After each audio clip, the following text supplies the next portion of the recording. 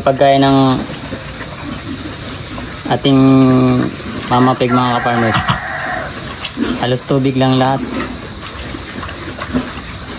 Tsaka gustong gusto niya yung ganyang pagkain mga ka-farmers.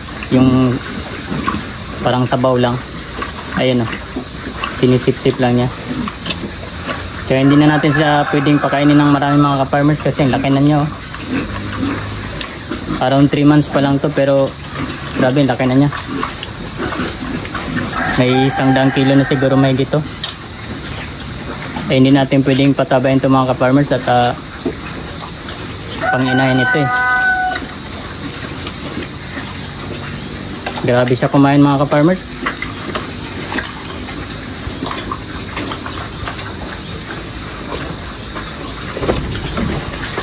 Yung mga patiners natin mga ka-farmers oh.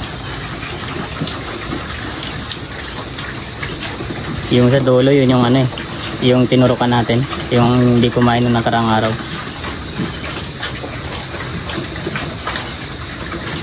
Hindi na sila kasya dito sa kainan nila mga ka-farmers eh. Kaya nilagyan ko doon sa gilid. Sikip na nila.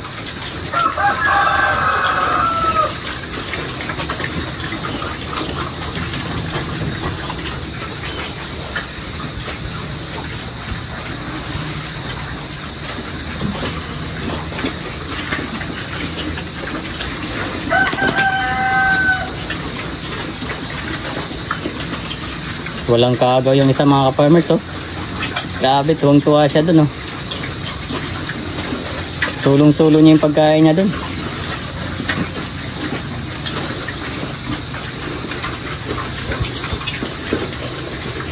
Sige mga ka-farmers, maglinis muna tayo mga farmers para malinis na natin to.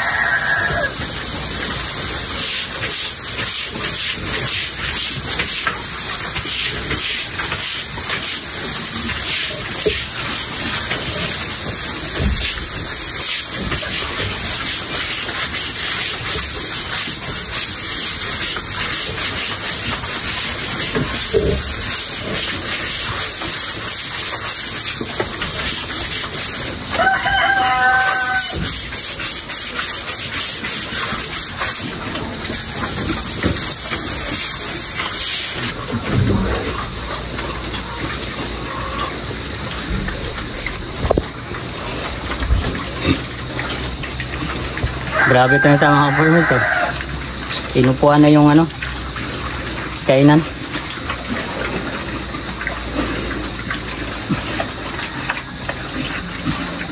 Maduga yan. Ito na yung mga ka-farmers oh. Yung tinurukan natin ng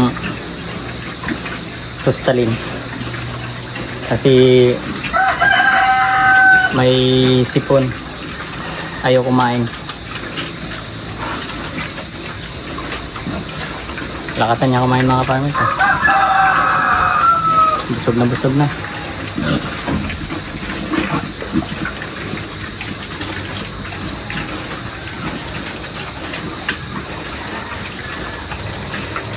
Itong isang mga farmers oh, bumara na dyan sa kainan nila.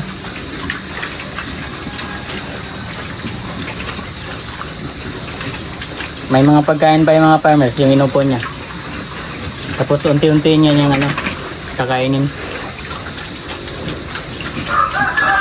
Ganyan siya kakuan mga ka-farmers. Ganyan siya kaduga mga ka-farmers.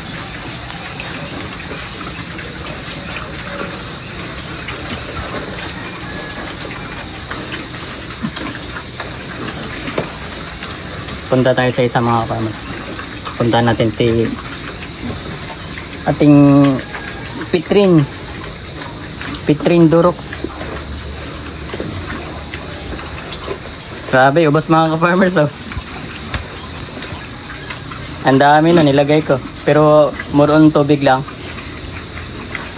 Yung feeds na nilagay ko, ano lang eh. Mga 1/4 kilo. Tapos yung darak, yung tahop, kalahating kilo. Tapos nilagyan ko lang ng tubig, mga 2 litrong tubig. Ubos ka agad mga farmers. Ganyan siya kalakas kumain pag ano maraming tubig.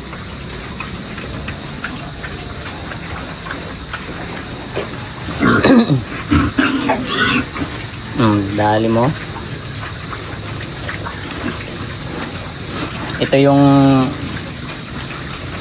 iwan natin mga ka-farmers. Gawin natin ano yan. Gawin natin inahin. Iwan natin yan. Yung kumain na ano, nakadapa.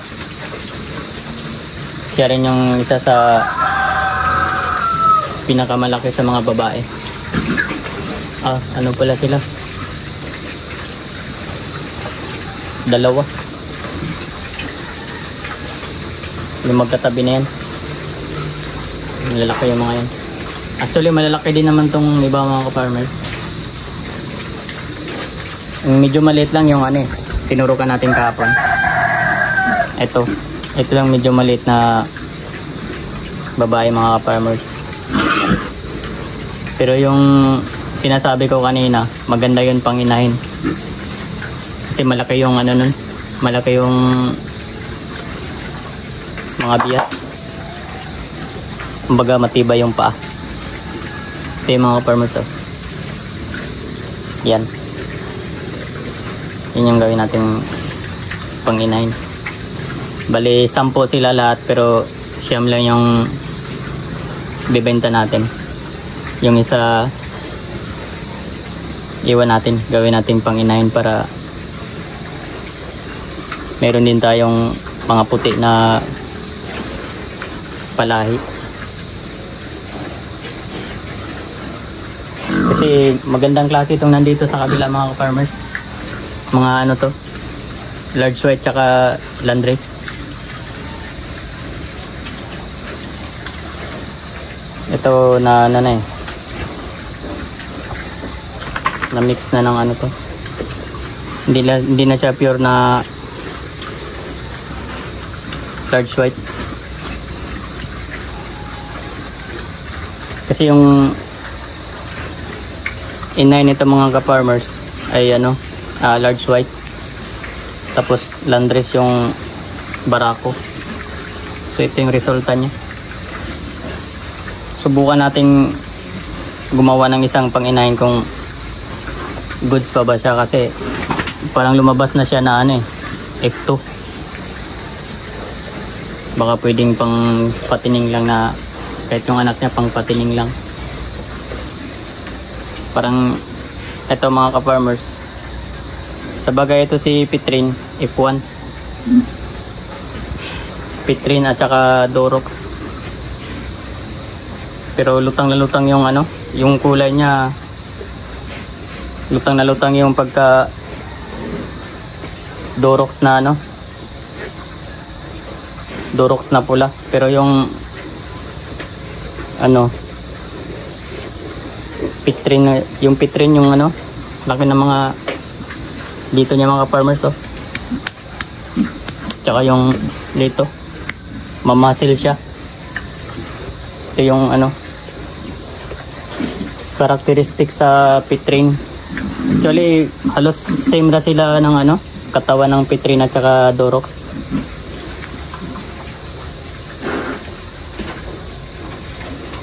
Pero parang nagdominant nga yung ano mga ka-farmers eh, Durox nito, kasi yung kulay niya. Kasi yung Pitrin ano eh, white na may batik na may mga dot na ganito. Yun lang yun yung Pitrin. Pero yung color niya,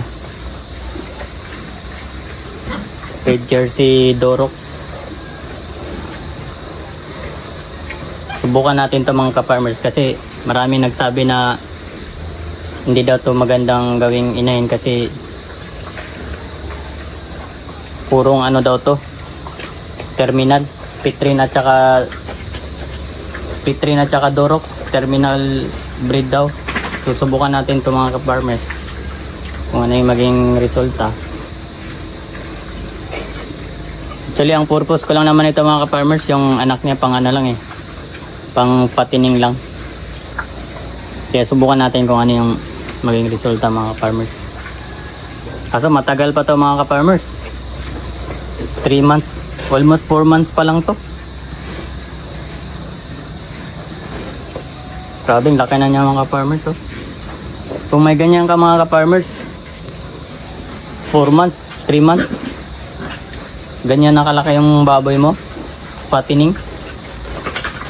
Tingin ko mga ka-farmers, hindi ka nalugi sa pakain. Tsaka itong klaseng baboy na to, kahit di mo siya pakainin ng ano, yung damihan mo lang ng tubig mga ka-farmers, hindi siya masilan sa pagkain. Ito lang kagandahan sa baboy na to mga farmers. Kaya abangan natin ang maging resulta nito mga ka-farmers.